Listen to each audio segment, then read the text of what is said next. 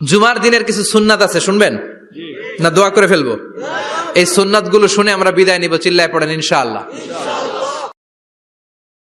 জুমার দিনের প্রথম সুন্নত হচ্ছে জুমার দিনের ফজরের নামাজটা জামাতে পড়া।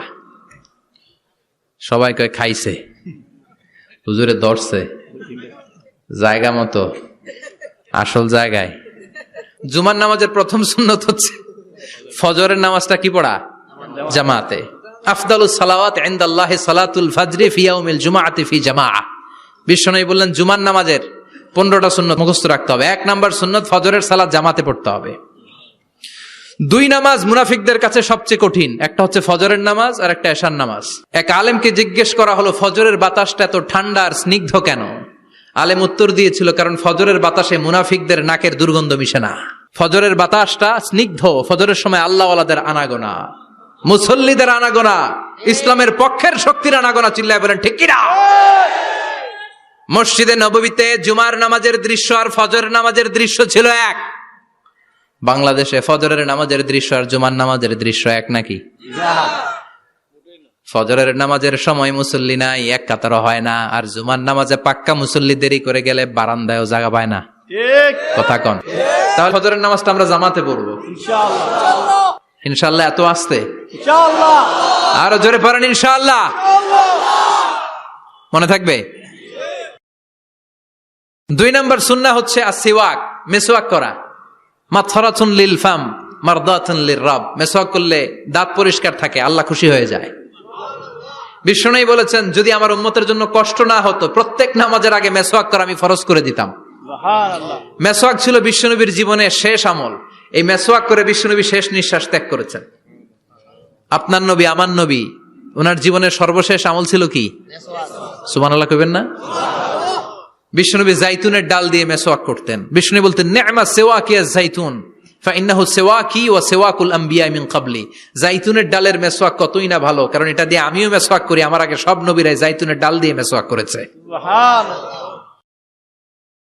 3 নাম্বার হচ্ছে দুহুন, তেল মালিশ করবেন। বিশ্বনবী জাইতুনের তেল চুলে আর গায়ে দিতেন। বিশ্বনবী বলতেন ওয়াদাহিনু ফাইন্না ফিত তাদহিনি বারাকাত। তেল খাও, তেল দাও, তেল মালিশ করো, তেলের ভেতরে আল্লাহ বরকত ঢুকাইয়া দিছে। তেল দিবেন তো? 4 নম্বরে আত্তিব, জুমার দিনে সুগন্ধি লাগিয়ে যাওয়া সুন্নাত। লাগাবেন? লাগাতে রাজি আছেন? বিশ্বনবী বলতেন এই দুনিয়ার 3টা জিনিস আমার কাছে সবচাইতে প্রিয়। হুব্বিবা ইলাইয়া মিন দুনিয়াকুম সালাস। 1 হচ্ছে আন-নিসা, নারীদেরকে আমি পছন্দ করি। 2 হচ্ছে আত্তিব, সুগন্ধি লাগাতে আমি পছন্দ করি। বিশ্বনবীরে কেউ সুগন্ধি হাদিয়া দিছে, বিশ্বনবী নেয় নাই, এরকম কোন ঘটনা ঘটে নাই। আল্লাহু আকবার। কুররাতু আইনি ফিস সালাহ। নামাজের মধ্যে যখন আমি দাঁড়িয়ে যাই আমার চক্ষুটারে ঠান্ডা করে দেয় কে? আবার বিশ্বনবী বলতেন আরবাউন মিন সুনানিল মুরসালিন। 4টা সুন্নাত সব নবীদের সুন্নাত। 1 নম্বরে আল হায়া মানে লজ্জা। আরেক বর্ণনা এসেছে আল খিতান মানে সুন্নাতে খাতনা, এটা সব নবীদের ছিল। আর সেওয়াক, সব নবীরা মেসওয়াক করেছেন। আত্তিব, সব নবীরা আতর লাগিয়েছেন। আর নিকাহ, সব নবীরা বিয়েও করেছেন। চিল্লায় পড়েন আল্লাহু আকবার। আর লিবাস আহসানা সিয়াব, সুন্দর জামা পরা। নট নেসেসারি যে নতুন জামা হতে হবে, পুরাতন জামাও ধুয়ে আয়রন করে পরলে একটা সৌন্দর্য আছে না নাই?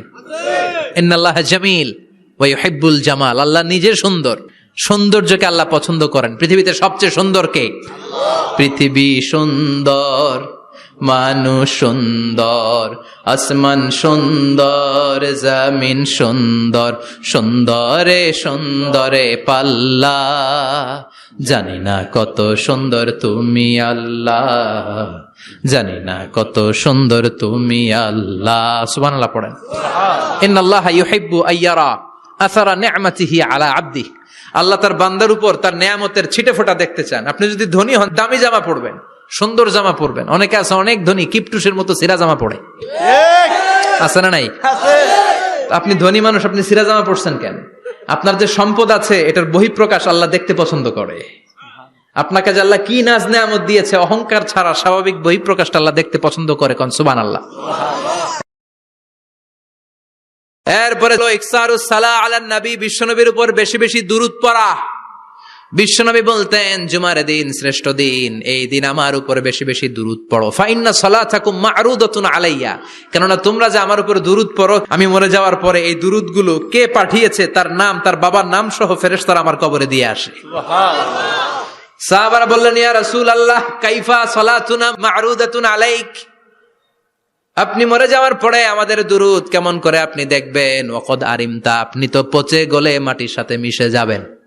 বিশ্বনবী বলেন, ইন্নাল্লাহা হাররামা আলাল আরদি আন তাকুলা আজসাদাল আম্বিয়া, নবীদের লাশকে খেয়ে ফেলা, নবীদের লাশকে পচিয়ে ফেলা জমিনের সব মাটির জন্য আল্লাহ হারাম করে দিয়েছে। নবীদের লাশ পচে না, নবীদের লাশ গলে না।